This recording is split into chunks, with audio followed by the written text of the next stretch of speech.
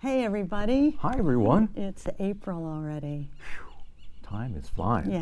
Yeah, it really is. And we are certainly have the opportunity to learn all sorts of things about ourselves and make choices about how we wish to be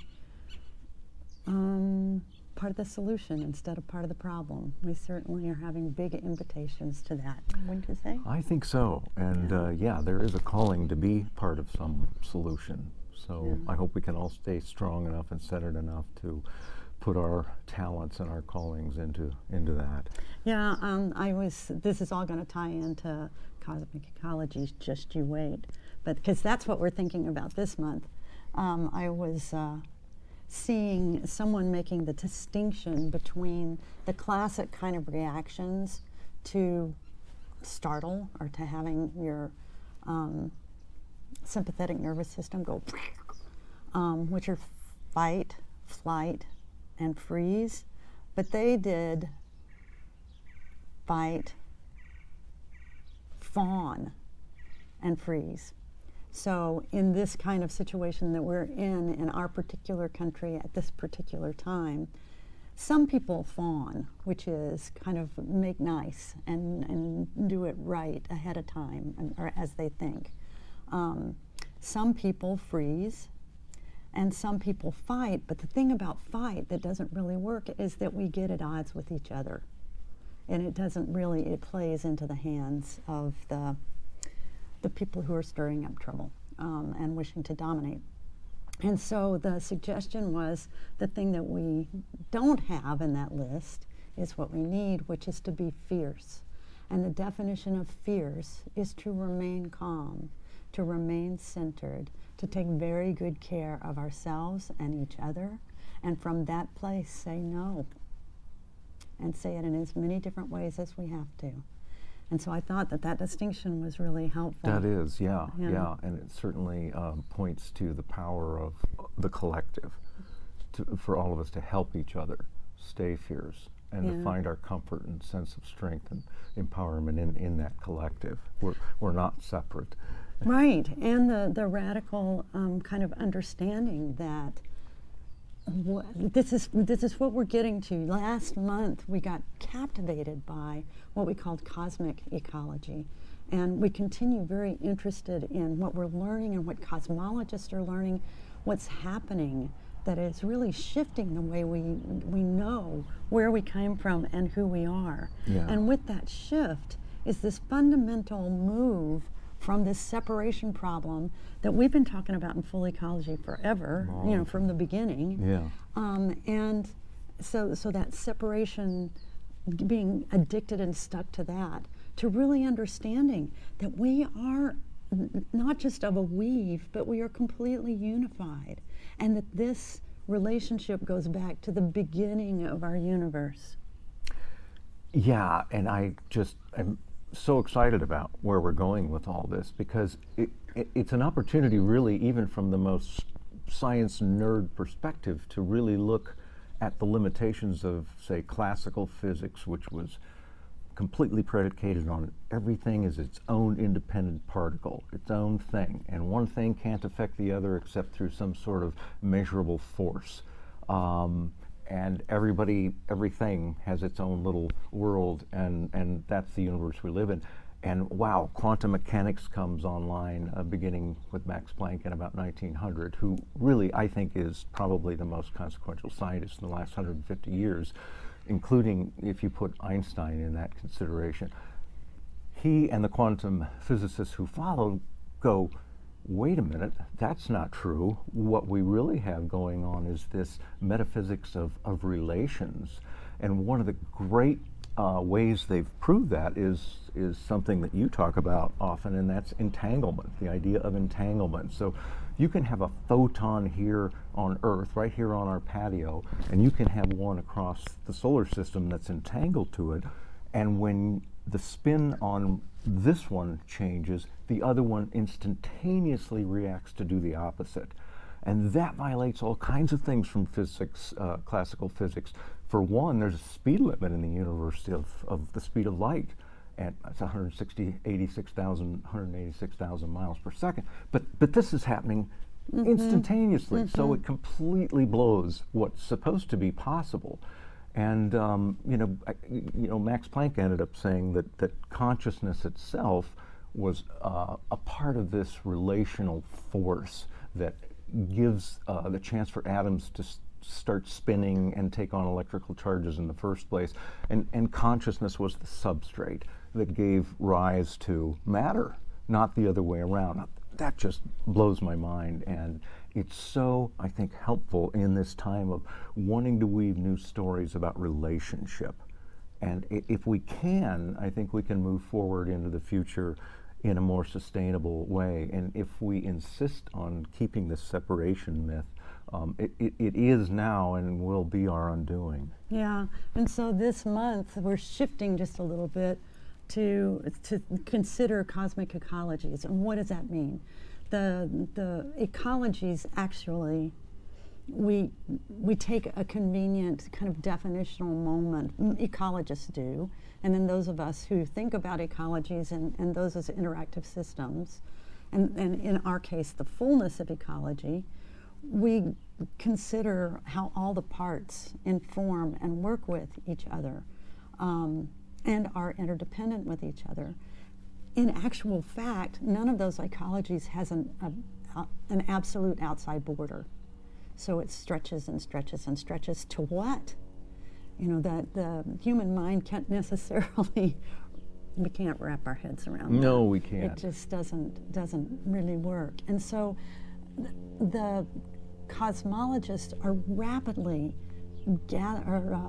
accruing data. Data is just showing up all over the place that is clarifying what Gary was describing and what Max Planck was seeing back those many years ago. And of course, it's a gradual process for the human story and the human culture related to that story to shift toward that. But this is what seems to be going on, that the impulse, really cosmologists are not shying away from calling the original and enduring impulse love. And this, philosophers will have the opportunity to define this love. It's not Hallmark card love, although it includes that.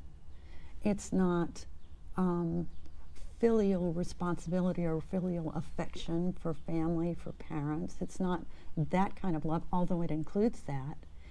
It is this, we hardly have language for it because our language is so oriented and arises from the separation culture that we've been in for so long.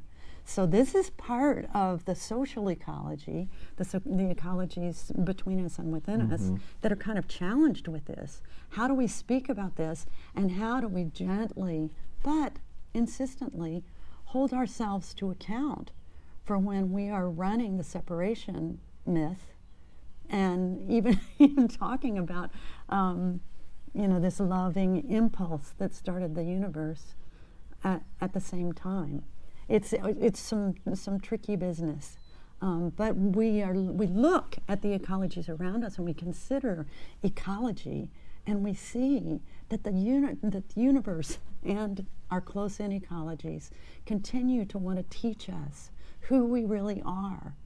And we just want to also say we appreciate those of you who follow us because you're open to this. You're curious about this. You observe this. You experience this. Yeah. And really, the scientists who are looking into this would say that it's this unified, completely related existence that everything has here on Earth and way, way beyond it. And we're a part of that. That relationship, as complex and unimaginably connected as it is, that's really what is at the leading edge of how the universe evolves. How everything evolves is an aspect of this relationship. And I find that very heartening. You're not alone in the universe. In fact, it's impossible for you to be alone in the universe because you're part of everything and it's part of you. Well, and not just that, you know, the part about it appears, it doesn't appear, it seems clearer that there was never anything like a Big Bang. And in fact, nothing was really big, it was quite small, but we still call it big, or those who are thinking closely about it, but not so much a bang, as we mentioned last month, as a breath. And that breath, that metaphor, we continue breathing that breath, so that what has happened is that 13.8 billion years ago, there was this breath that started everything. And then for many, many years, millions and millions, even billions of years, there was mostly just sound, just nothing, sound. And then there were these clouds that began appearing that had the stuff of future stars, including hydrogen, that is now in each of us. But from there, 13.8 minus a few billion years ago, forward, and from the moment of the big breath, there has been this continued, beautifully logical, beautifully unfolding, purposeful specialization and complexity that has emerged and continued to emerge, so that we are now as specialized and complex as we see around us, and we can only begin to understand that. And the fact of the matter is, universes, like everything else, are finite things. There will come an end. I haven't learned much in my looking around about what speculations there might be about that, but no it one seems knows. a bit early. But nonetheless, I do want to go back to, from the social standpoint, that this is like, talk about paradigm shifting. This is really, really different in the way that we tell ourselves who we are and what's going on here. And the funny thing is that people keep talking about it as if it's new, when in fact we are just coming into our own consciousness enough to be able to be aware of what's always been. Yeah, and you only have to look back at ancient sages and saints and philosophers, if you will, to find this, and into indigenous cultures today, to find these stories of unity, these stories of connection. So in some ways, it took science really thousands of years through quantum mechanics to start to glimpse the truth of what these more unity-based religions and philosophies were saying a long time ago. They may not have been able to explain it in terms of photons and entangled particles, but their underlying assumption about what was true of the universe is actually, it seems like, exactly right. Well, and in traditional indigenous knowledge, when you look deeply enough, and those who are familiar with it enough, you can see, like Vindaloria's work shows, that there are equivalents to what are called photons, there are equivalents to the language that contemporary science, Western science, uses. It's just not recognizable to the Western scientists. So this is not new. It's recovered, which is kind of cool, because it means it's always been a part of us, always. And so here we are, allowing it to move forward by just quieting down our separate addicted minds, separation addicted minds, and listening really with our hearts. Now, perhaps you can see and begin to sense the connection between this understanding of who we are and where we come from and what we opened with. The kind of, fierce implies a kind of presence, but it also holds a relational orientation to love and kindness first, a ground there. And so this is the balance that is possible for us as we learn more deeply, and it really is kind of a surrender uh, to to choosing love first rather than fear first, to choosing the radical thing we've also been talking about, which is to move the locus of our action to the inside, so that we're located in ourselves. We are calm and present, and we know who we are and what we value and what we're going to give our lives to supporting. And the way that we move more into our individual capacities as sovereign beings to act from the inside out, to act with love. Because as true sovereign beings, we recognize that we're connected with everything, and we're connected through love with everything. So this isn't just the hippie stuff. We've really moved. The hippies were onto something, you know, and now we're making it real, and we're being asked to make it real. It's being demanded of us that we make it real, so that we don't join in this, that we meet what's before us with something different, which is our connection to one another. And so in that, we can build our ability to come from the inside out rather than being reactive to the outside in, because we have each other. We can watch each other, and we can watch the natural world. Everything in the natural world is showing us, is wanting us to understand this connection, wanting. I don't know that the natural world cares one way or another, but is certainly generous in showing us what it looks like to be present, to be in receipt of the information coming from around us with all we're connected with all the time, to help us be the very best that we can be in this lifetime, in connection with all else and in support of the very best of all else. Yeah, I'm really glad you mentioned the idea of being sovereign, because literally, politically, sometimes these notions of everything is connected, everything is unified, have been derided as being some sort of scientific communism or socialism. That's just ridiculous, because this metaphysics of relationship accounts, as you said earlier, not just for complete connection, but also for increasing over time complexity and diversity. So we are all individuals, and yet we're all connected. And those two are not opposing ideas. And in fact, our strength really lies in, I think, being able to embrace them both. So we don't have unity and have have consciousness. We are unity. We are consciousness. We are that original impulse in expression, in diverse expression, but also in completely connected and completely unified expression. We've been living against that, and it's been painful for long enough, like what, 500 to 4,000 years? Oh, That's long enough. Long time. Yeah. Long time. Yeah, so We've tried that. Yeah. So, but the other thing that's really true is that the species has the capacity to get this. Mm-hmm. This is part of our evolutionary option.